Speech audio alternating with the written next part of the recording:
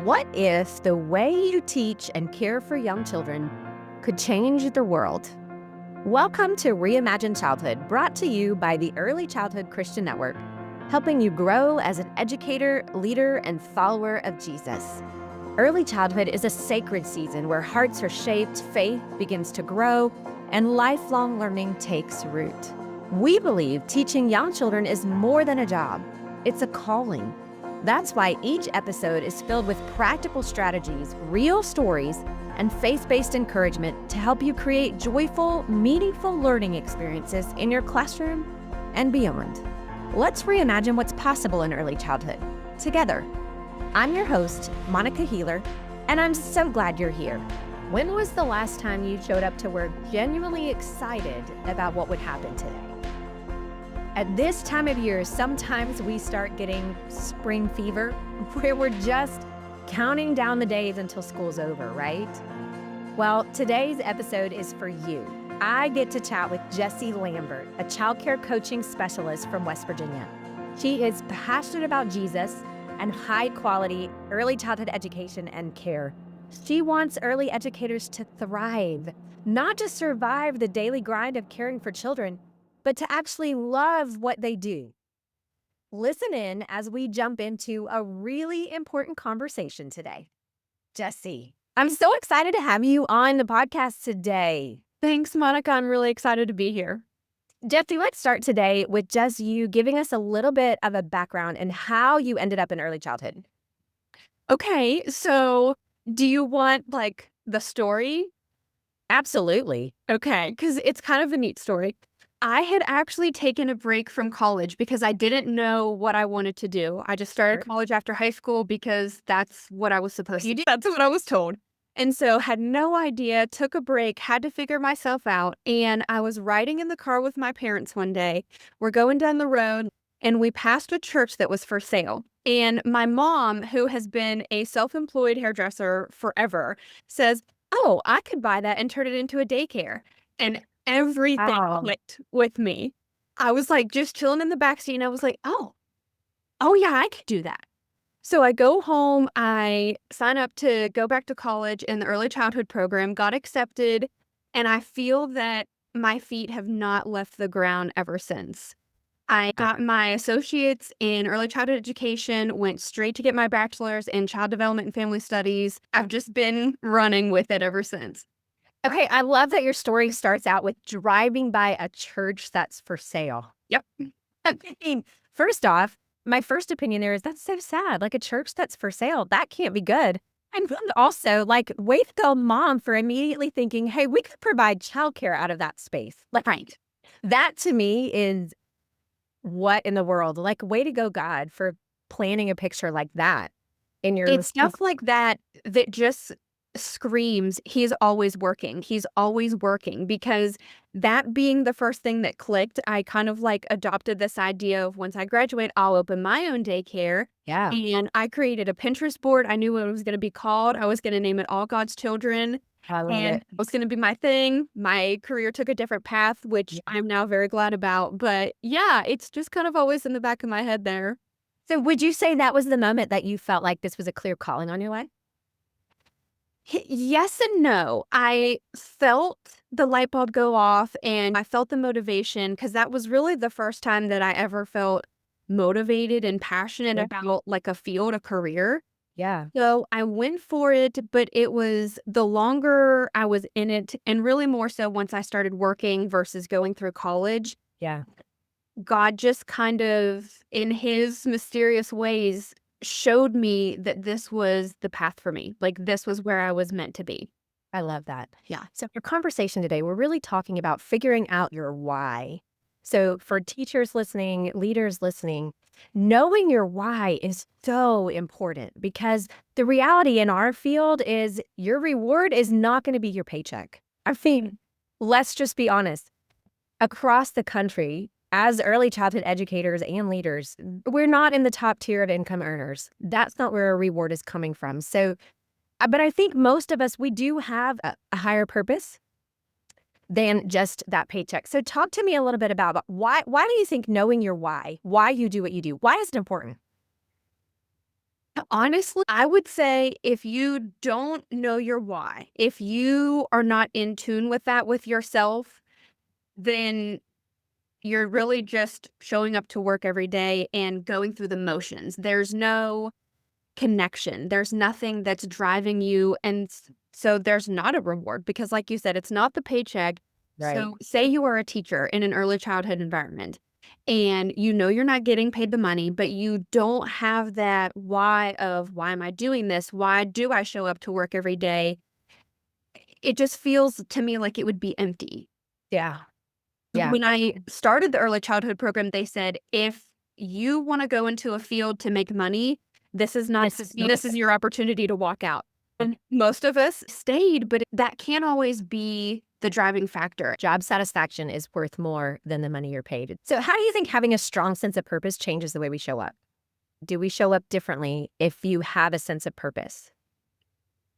I think yes, and I know that I did whenever I was teaching. If I was in tune with my kids, if we were on the same page of like what we were learning about or focusing on that week, and we could really blossom those wonder conversations, those why conversations where I'm seeing their gears turning and they're getting excited about it instead of just constantly redirecting attention and behavior, it motivates you to do more the next day. It motivates you to stay after hours and work a little bit more on your classroom. Does that make sense? Yeah, absolutely. I think when we know there's a higher purpose, right? And I mean, we're talking to full-on faith-based people here. So when we know there's a higher purpose from God, I mean, I really believe our calling comes from God in this work. So whether you're in this work for a season, like I know when I first entered early childhood, I thought I was doing this for a couple years until my kid went to school, and then I was going to go back to my corporate life. Because I came from a corporate world, then stayed at home for a little bit, and then just needed a place for my kids to be, and I wanted to get out of the house. So there is early childhood. That's how I started. So my why at that point was, I need to get out of my house with my 3 little boys, and I need somewhere to be with adults, and I want somewhere safe and fun and faith-based for them to be. So I went to a Christian preschool, worked for a few years, and my thought was, my why is I just need a place for me as a mom to feel like a grown-up and to not only be with kids all day. That was my why for a while. But as you get in the work, you start, I love what you said, like when you have the wonder conversations, you see the light bulbs go off, you see that discovery start happening, and all of a sudden, I got a year or so into my why of I just need a place to be as a mom and moved toward, whoa, like helping kids discover who they are, helping kids discover who God is and how God has made the world. Like that discovery process quickly shifted as my why. And then as I moved along in early childhood, in my career, I moved into leadership positions and things and got to the point where my why became, okay, I get to help support and equip teachers. And now I get to do that across the nation, right? I'm helping to encourage and support, which what a gift, right? So I feel like my calling has kind of grown and my why has shifted in each season. So talk a little bit about how you see whys kind of shifting in the seasons in early childhood. Like we might start out with a different why than what we end up with a decade later. And maybe how that's shifted in your life too, as how you started versus where you are. When you were talking about that, it made me think your why has to shift and change with you, right? Because even if you're working the same job, same position, same company, whatever it may be, you're still going to grow and shift and change in that time span. Yeah. So your why needs to as well, because if I still had my why of when I was a young college graduate versus where I'm at now, those wouldn't align because not only are those 2 different people, but I'm at different places in my life. And I think that's why it's so, so, so important to really stay in tune with yourself. And that's just kind of like one of my little things that I like, it tickles my brain because I have to figure things out. If I don't quite have an answer for something, I'm going to ponder on it until I figure it out. Yeah. So kind of the same with being in tune with my why. Whenever I'm going through shifts and changes in my life, I need to not only take that time within myself, but to sit and talk to God and pray and be like, okay, dude, like you're doing this. This is your opinion, not mine. Thank you for putting me here. But what is it that you want me to do? Like, please give me the guidance. Or like I prayed before we started this today and I said, Lord, take control of my tongue. Yeah. Yeah. We got to do it. Yes. Because ultimately, you know, we've got free will and we show up to work every day, but he's in control always, no matter what. It's his plan, not ours, even though our spirit stuck inside of this flesh is going through the motions. Yeah. I love that you said we have to stay in tune with ourselves. I think there is a point in time, maybe every year, maybe every season, that you kind of need to pause for a minute and just think, like, what is it that I'm doing here? Rather than just, this is my routine. You know, I get up, I drink my coffee, I get in my car, I go to work, I teach 3-year-olds all day, then I come home and I make dinner for my family. Like, what is it? Like, why am I choosing to teach 3-year-olds? Why am I choosing to go to this specific childcare place? Why am I staying in early childhood? You know, is there a joy in that? So would you give us a few tips on just what do you do besides pray? I mean, praying to me, praying is paramount. Like, do that first. Yeah. That will reveal your purpose to you. That's paramount. But like practically, what do you do to pause for a little bit and figure out your purpose, figure out your why for this season, and how often do you think we should do it?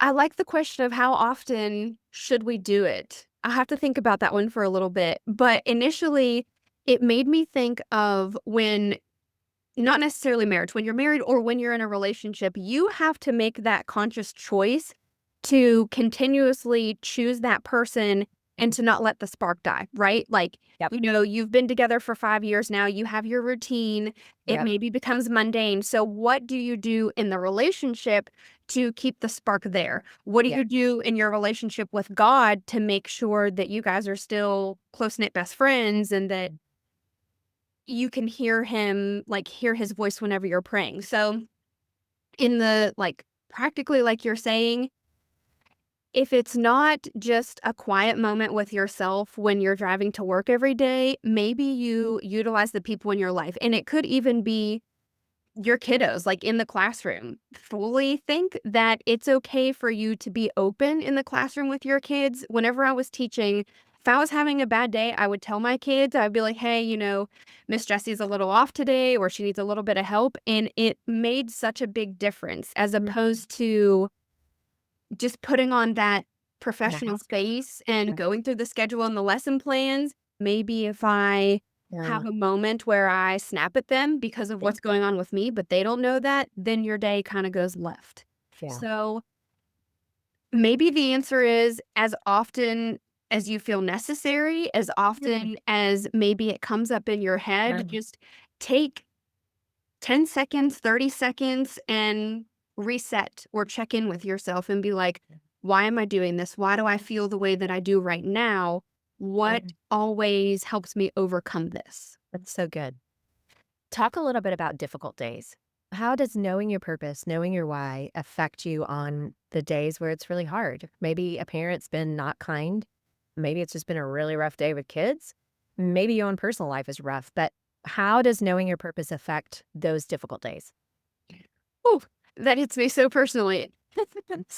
Long story short, my answer is God, because that is how I operate my entire life. Whenever I'm having a bad day, I'll even catch myself sometimes getting too far ahead of myself and moving too quickly and trying to come up with answers on my own instead of just stopping and talking to God and letting Him lead me instead of me leading myself, which is always messy and will probably fail.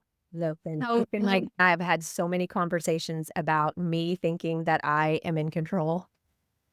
There are often days where I try to solve the problems. I try to fix the hard things.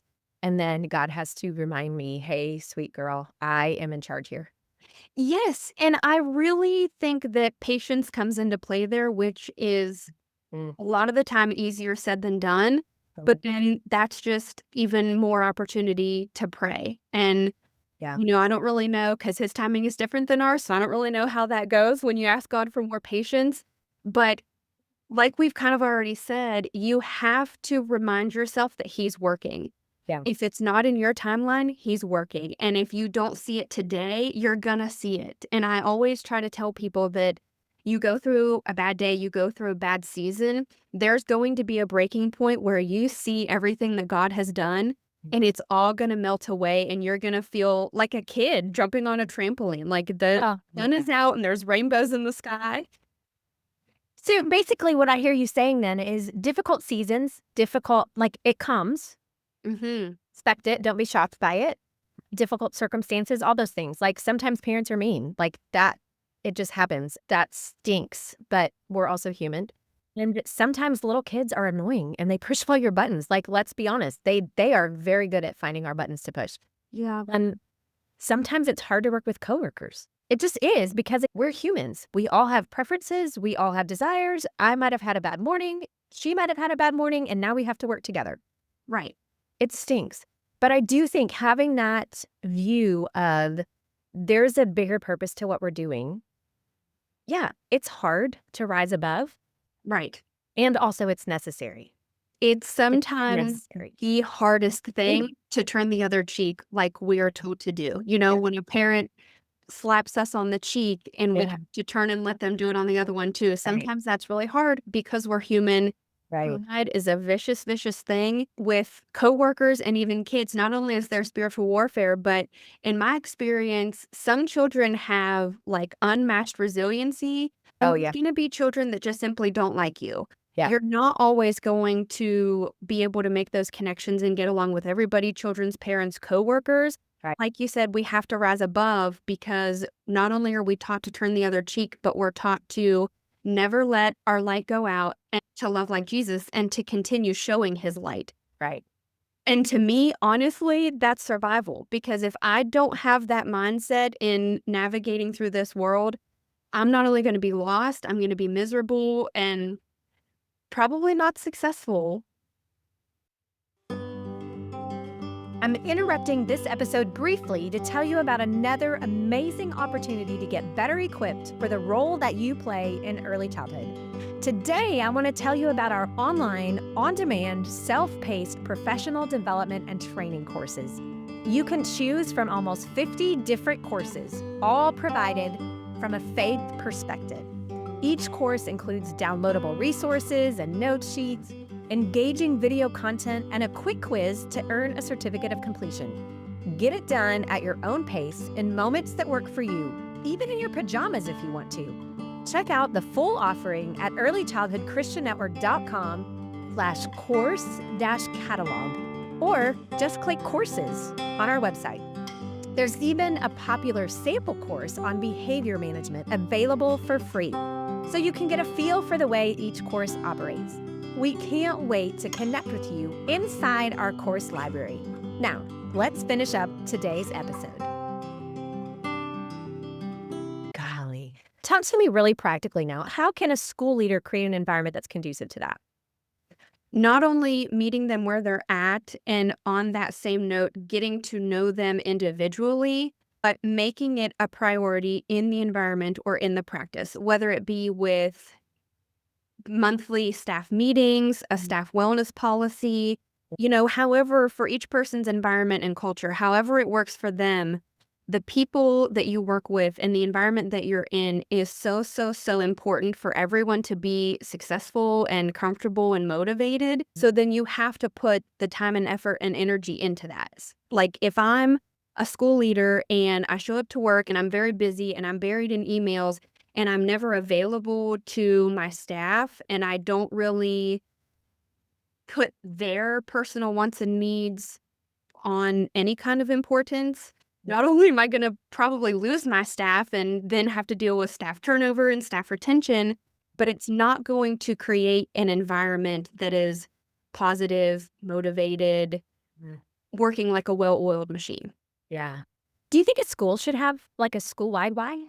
I do, because in schools, there's always rules and expectations, right? I guess just a common understanding that we all have, but why not have a school-wide why?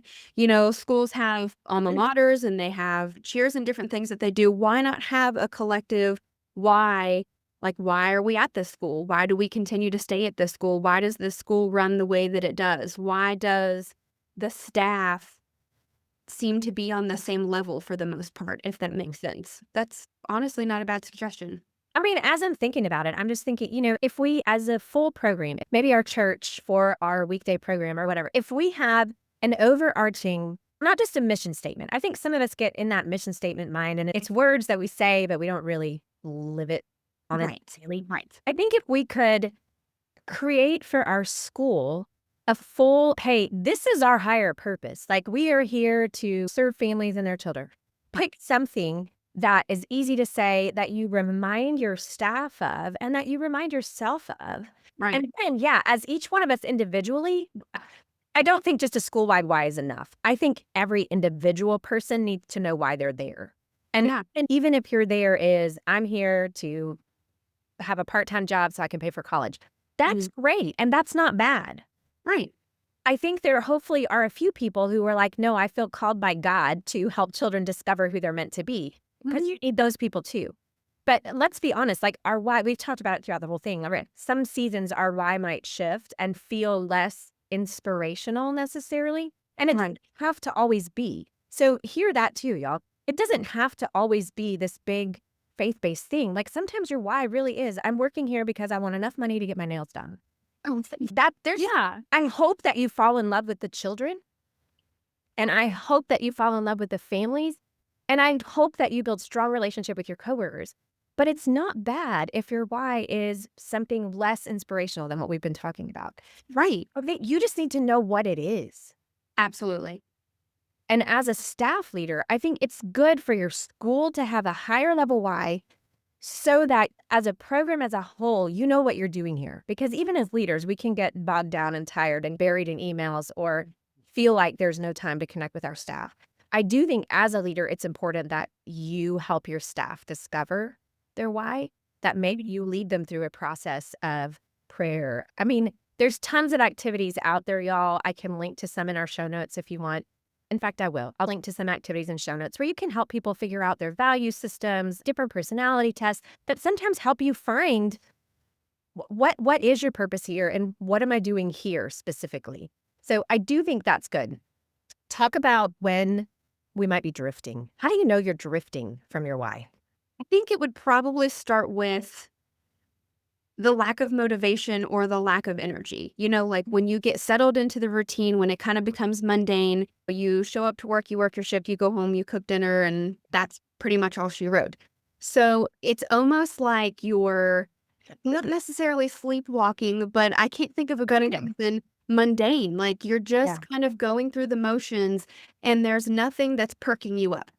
There's nothing that's reminding you of your why or where you were and how you felt whenever you started. And without being in tune with yourself, I mean, it's a practical question. How do you know that you're drifting? What makes you realize that you have kind of gotten off the beaten path a little bit? I really think it requires that check-in. You know, maybe on your way home, you go, how was today? Or maybe on your way in tomorrow, you can go, hey, what am I expecting today? Am I just going through the motions, or am I expecting something fun or something exciting? Right. And then, I mean, truly, I think we've said it throughout this episode, but praying that the Lord would renew your excitement, that he would reveal, like recall you into what you should be doing. Jesse, have you ever navigated a season of burnout? When I graduated with my bachelor's degree, you could not get me in a classroom fast enough. I was convinced that that was what God created me to do. I was going to live my best Miss Frizzle life. I wanted to be in my classroom, in my flowy skirt, doing all of the crafty teacher things. Yeah. And then COVID happened. Oh. And everything changed. Yeah. I mean, everything changed. And I didn't have my why anymore. I went to work and I hate to admit it, but I did the bare minimum. And every chance I got, I would sit and drink my coffee and just kind of tend to the kids when it was necessary, you know? And I just finally realized I need to make a change. I can't go on like this. And so how I overcame the burnout, not only by realizing that I needed a shift, a change, I reached out to a friend that I knew worked at a local Head Start, and I asked her if they were hiring, and she helped get me the job. Yeah. In my experience, without being in tune with yourself and doing that check of where am I at, why am I here, and what am I going to do, I don't really know how you can take a next step. Yeah. Well, and sometimes I think it's important what you just said. Sometimes there is a necessary change that needs to happen. Yes. Sometimes maybe you need to work with a different age group. Maybe you do need to look for a different school and directors. I'm not asking your staff to quit. I'm saying sometimes there just needs to be a little shift. And Yeah. sometimes the shift needs to be big, like you need a different job. Mm-hmm. Sometimes the shift can be really small, though. I mean, even think like change up your routine. Yes. Change up your routine with yourself and see if that doesn't make a difference. When it comes to life, I don't love change. I sometimes struggle with that. When it comes to the classroom and different things like that, I think change can sometimes be your best friend. Like, change the layout of your classroom, mix it up, change the order that you do things. Any little change like that, even letting staff come in a half an hour early, if that small change helps them, Yeah. it really can make a world of difference. And I'm glad you made that call out to directors, because I have been very supportive of people doing what they need that is best for them, and fully knowing how much we are all struggling with staff turnover and retention. I still think that you need to do what's best for you. And, I'm not trying to convince anybody to quit, but we can't survive in the early childhood world if everyone is burnt out and not knowing their why. Well, and I think if we're really honest, it's not good for kids. Absolutely. And that's who it's all about. Yeah. It's not good for kids if the adults in their lives aren't wholeheartedly there.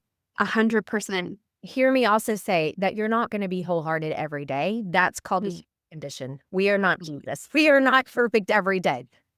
But if overall, as you think about this last school year, if you feel like, hey, I haven't really been wholehearted at all, I would have you pause for a minute and think, is this really what God's still calling me to? Right. Or is he actually calling me into a different season or maybe into a different career? And again, hear me, leaders. I am not encouraging your staff to quit. For many of us, what we really need is to just take a pause and reconnect with the Lord, reconnect with our calling, reconnect with your why, reconnect with your bigger purpose, and show up to work fully expecting God to be there with you and for those kids to be enough. That when you see those light bulbs come on, that you actually notice it, rather than, I think sometimes we get to this spring part of the year where we start going, I don't know if I want to keep doing this. Like, I've been doing this for 7 months and I'm kind of tired of these kids and I'm tired of these families. And here's the thing, we might get tired of it for a season. If that's your normal these days, I would say pray and see what God has for you. Right. But for most of us, it's just that like spring fever kind of kicking in, and we just probably need to spend a little more time outside. Shift up the songs in your room. And honestly, can I just say this, y'all? Quit being so uptight. Like, go pull out a silly wig and do something really crazy in your classroom. Yes. See how that affects your attitude and your children's. If you're just being boring these days because it's routine and I don't want to plan anything new and I'm just using last year's lesson plans because that's easier, you're also not making it fun for you. And it really can be that simple. I tell teachers on the regular, if you do teaching correctly, it's exhausting because it is like literally every second nonstop. Yeah. So at the end of the day, you should be exhausted if you've done teaching right. However, those simple little things, like for instance, with transitions, I've told so many teachers, whenever you're doing a transition, whenever you're doing morning meeting, circle time, a finger play, whatever it may be, change your tone of voice, change your accent, or instead of talking, sing.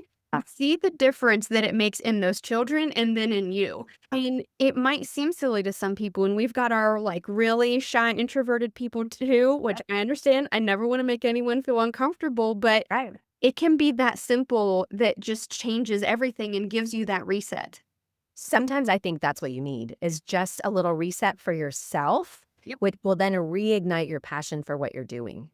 And with faith, it makes me feel spoiled with God because I could never put a number on the amount of times on a daily basis that I turn things over to him and kind of just like alleviate myself, because life is hard, and it's sometimes way too much for us to handle.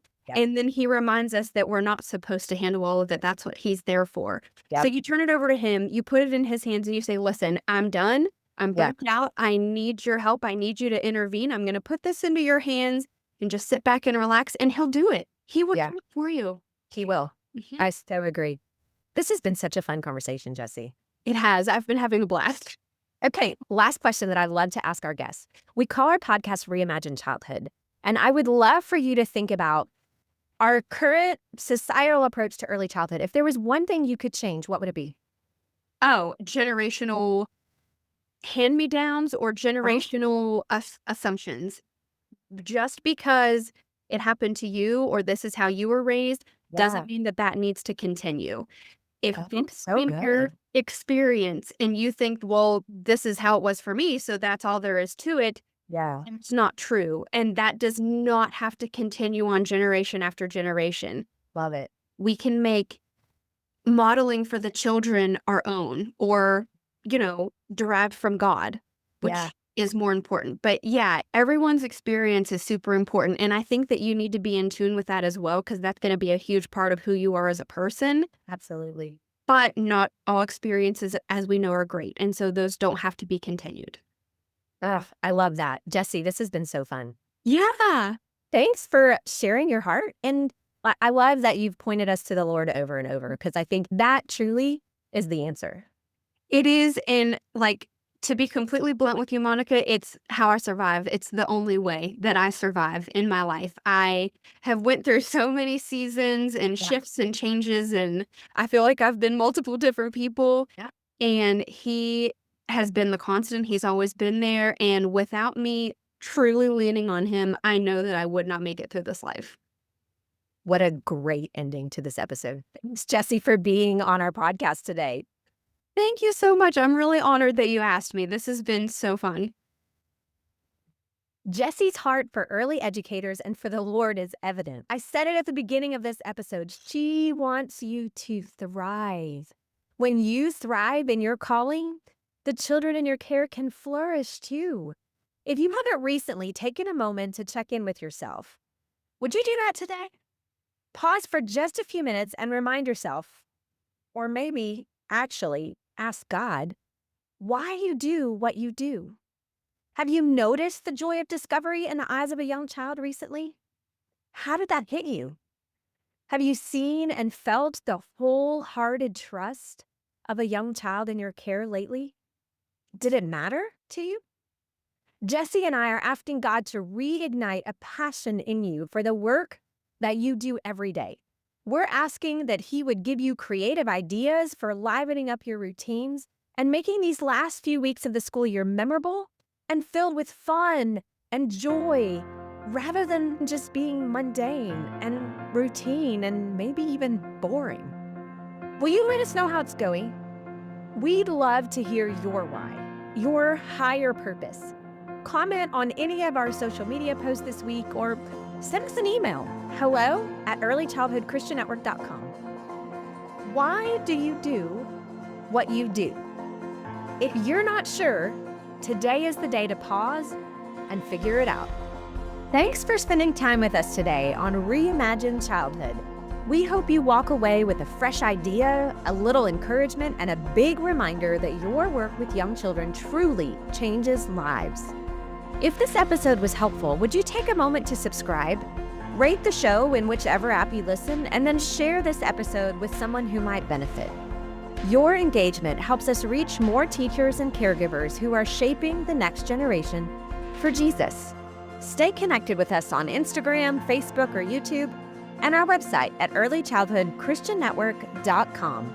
Until next time, keep nurturing wonder, faith, and joy in the children God has placed in your care.